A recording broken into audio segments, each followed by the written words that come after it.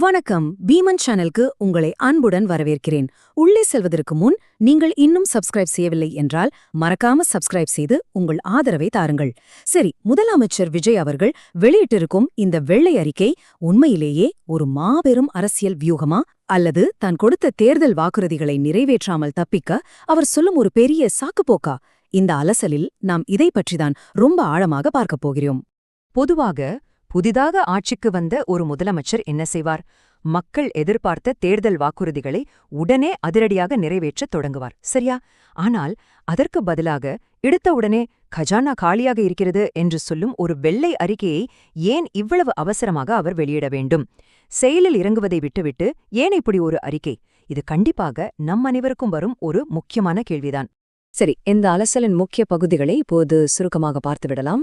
1. வெள்ளை அறிக்கை என்றால் என்ன? 2.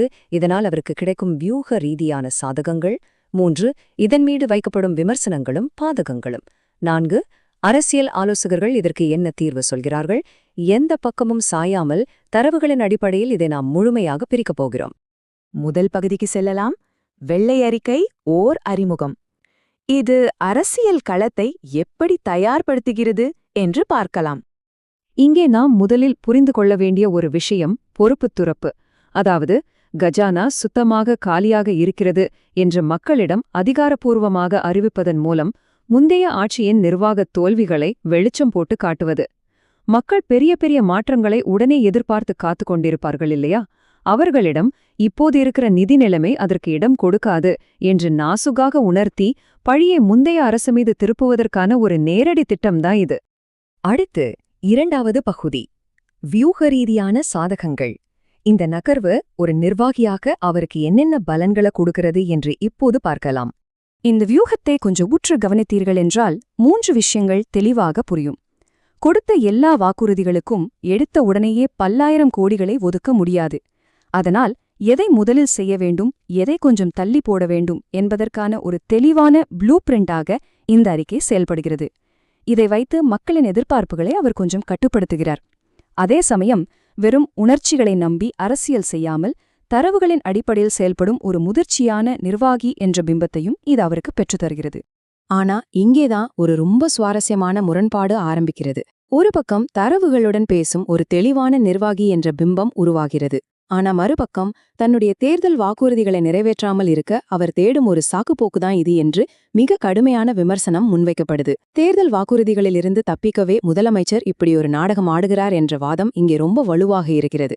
இந்த 2 பிம்பங்களுக்கு நடுவில் தான் இப்போதைய அரசியல் களம் சுழன்று கொண்டிருக்கிறது.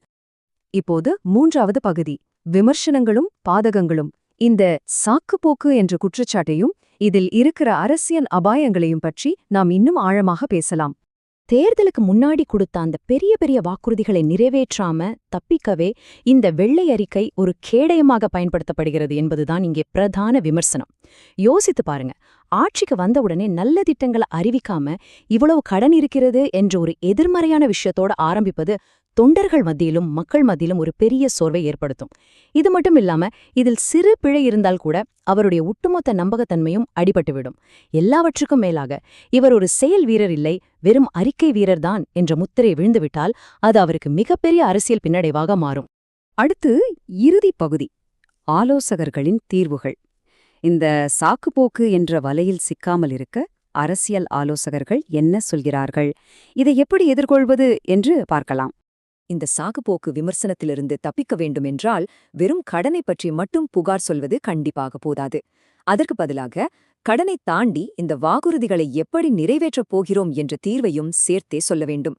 ரொம்ப முக்கியமாக ஒவ்வொரு தேர்தல் வாக்குறுதிக்கும் ஒரு உறுதியான காலக்கெடுவை, அதாவது ஒரு டெட்லைனை நிர்ணயிக்க வேண்டும். எந்த திட்டம் எப்போது வரும் என்று மக்களுக்கு தெரிய வேண்டும்.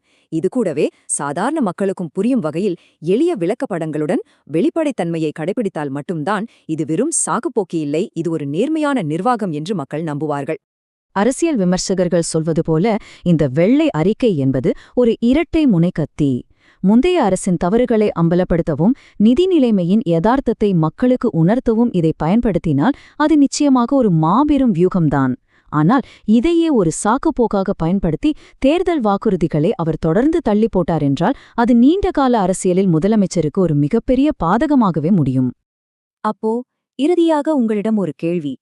இந்த வெள்ளை அறிக்கை வியூகம் முதலமைச்சர் விஜய் அவர்களுக்கு மக்களின் நீண்டகால நம்பிக்கையை பெற்றுத்தருமா, இல்லை வாக்குறுதிகளை நிறைவேற்றாமல் தப்பிக்க அவர் பயன்படுத்திய ஒரு சாக்குப்போக்கு என்ற முத்திரையோடு ஒரு நிரந்தர அரசியல் பின்னடைவாக மாறுமா?